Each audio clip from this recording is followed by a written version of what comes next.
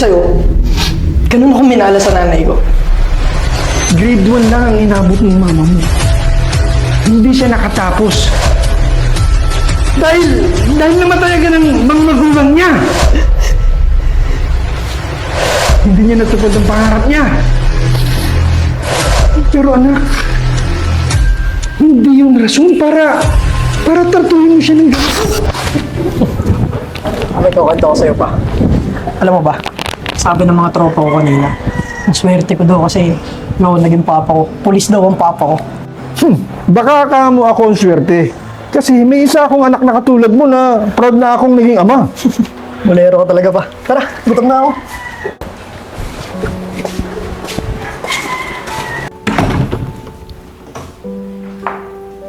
Oh, andito na pala ang dalawang pogi kong pinakamamahal. O anak, mahal, halina kayo at kumain na. May food akong inihanda para sa inyo. Alam ko gutom na rin kayo. Oh, sakto!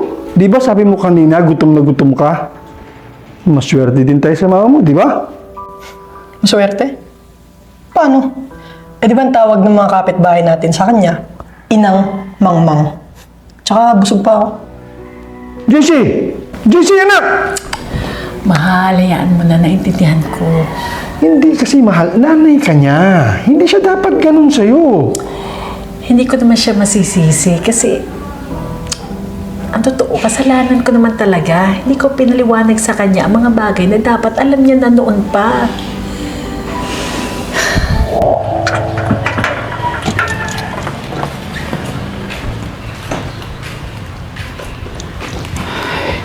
Han, sure ka na ba talaga na aalis ka? Baka mahirapan ka dun. Tsaka, baka hindi mo kayanin. Kabahan, kaya ko. Kakayanin ko. Basta make sure na alagaan mo mabuti ang anak natin, ha? Han, huwag kang mag-alala. Aalalayan naman ako ni na mama kay JC.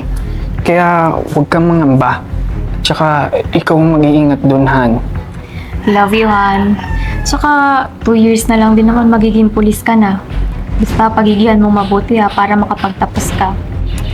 Kasi alam kong pakiramdam ng di nakapagtapos. Kasi diba, grade 1 pa lang, bago namatay yung mga magulang ko. Pangako, Han. Pagbubutihan ko. Tara na. Baka mahuli pa ako. Kaya nga, mahal, nahihiya ako sa'yo eh. Pero ako, natulungan mo ako sa pangarap ko. Samantalang ikaw... Huwag na nating pag-usapan yan. Okay na ako kung saan man ako naroon ngayon. Ang importante, hindi maranasan ni JC ang naranasan ko noon. At saka, masaya na ako nagagampanan ko bilang isang ina sa aking anak. Kaya mahal na mahal kita eh. Hindi ka nga dito. Ko talaga?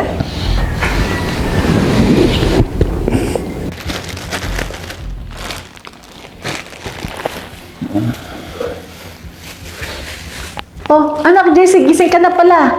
O siya, mag-ayos ka na ng sarili mo habang inihahanda ko tong agahan natin.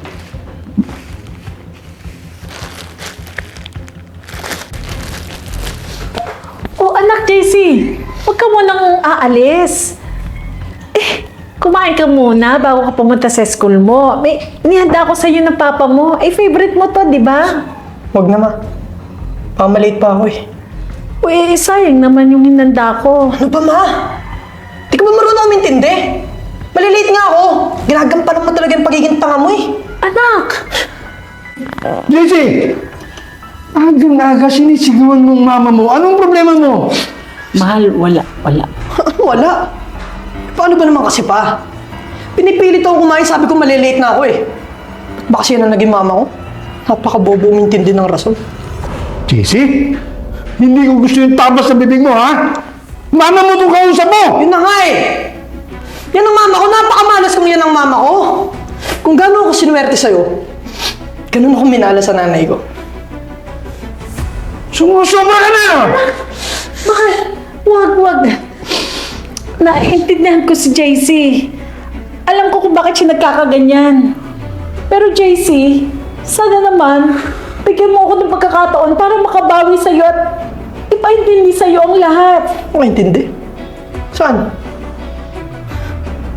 Tangina mo, hindi na ako bata para magpaloko sa mga rason mo, ah. Malaki na ako. Anak! Ano ba ang dapat kong gawin para maging ina ulit ako sa'yo? Hindi na kita kailangan, ma. Matagal na. Simula nung iniwan mo kami ni Papa, kinalimutan ko na rin na nanay kita. Makinig ka, ha? Makinig ka! Umalis ang mama mo para matupad ang pangarap ko. Sa tulong ng kinikita niya sa ibang bansa.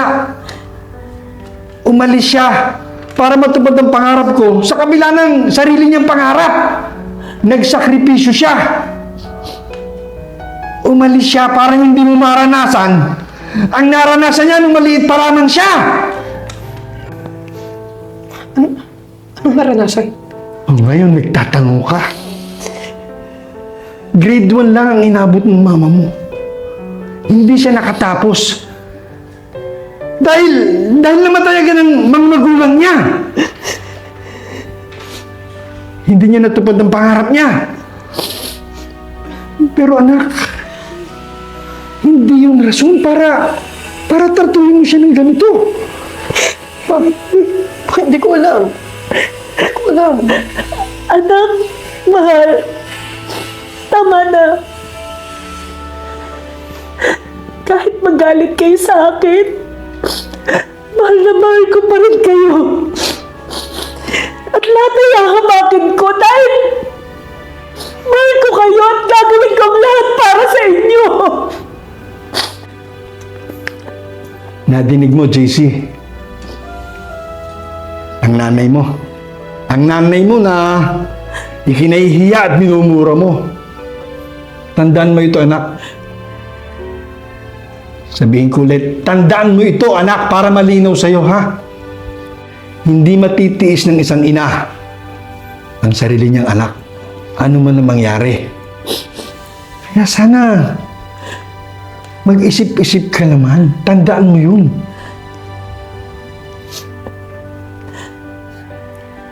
Tama na yan. JC, halika rito. Ma, sorry. Sorry po kung naging masamang anak ko sa'yo. Okay lang yun, Doc. Ang importante, may napulot ka dito sa sitwasyon nito.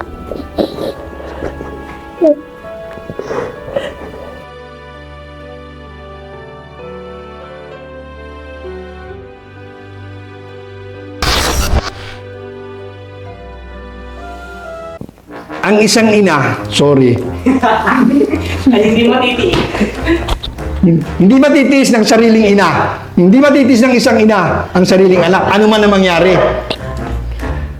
Okay. Ayaw magsilbing halo sa ito. Okay. Ito ba? Action. JJ! Anong problema mo? Magang-maga sinisigawan mo mama mo.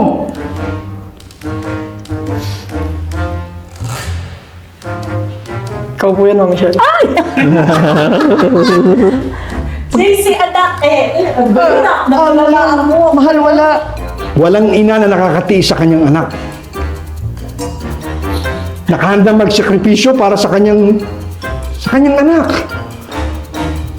Boss, ang layo, Daddy. Yun nga eh. Akin na nga, putragis na yan. Putragis, puro anak yung sinabi ko. Sorry ha. Sorry. Gusto ako nakatawa eh. Ay, sarili mo. Kita mo na, JC, kinahiya mo. Hiya mo ang sarili mong ina. Tandaan mo ito, ina. Tandaan mo ito, pala. Ngunit lang yun, tuloy lang yun. Tuloy lang. Ito yung sabi ko, sorry. Dali, Ang isang ina, sorry. Ay, hindi matitiis. Hindi matitiis ng sariling ina